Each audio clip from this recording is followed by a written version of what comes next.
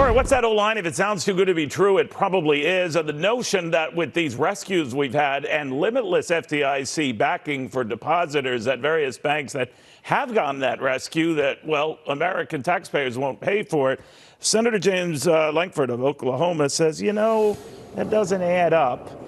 In fact, the fees that will be used to pay for that are borne by banks and ultimately passed along to folks, well, like us. The senator kind enough to join us. Senator, it's a very good point that nothing is free in this world, and this won't be free either, will it?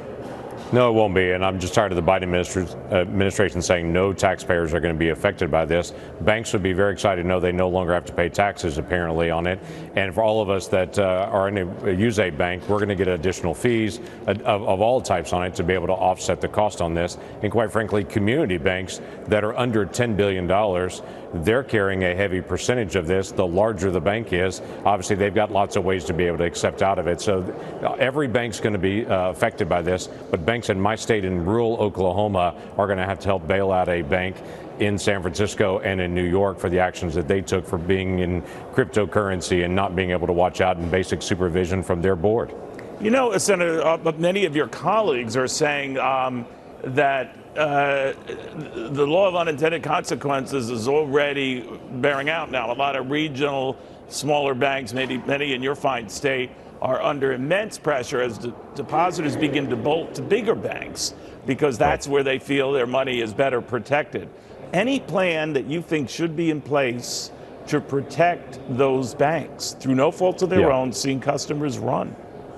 Yeah, and this is the problem. This is the Biden administration policy that they just put into place over the weekend that said we're going to continue to be able to protect the biggest bank.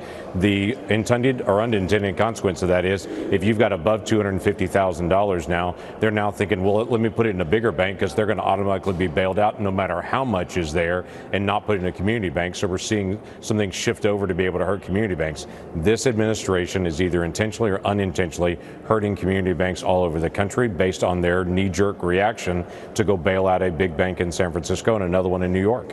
Senator, all eyes are on the Federal Reserve in the middle of this because it has a meeting next week. And prior to all of this bank craziness, the Silicon Valley and everything else, they were expected to raise rates at least a quarter point next week, maybe more.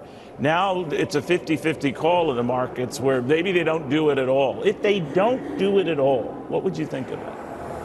Yeah, that's a great unknown. They're having to be able to look at where we are on it. Obviously, in the 1970s, we watched the Federal Reserve at that time not be serious about how they're dealing with inflation. We had this up, down, up, down, up, down 3 times in the 1970s, and we saw the consequence of this.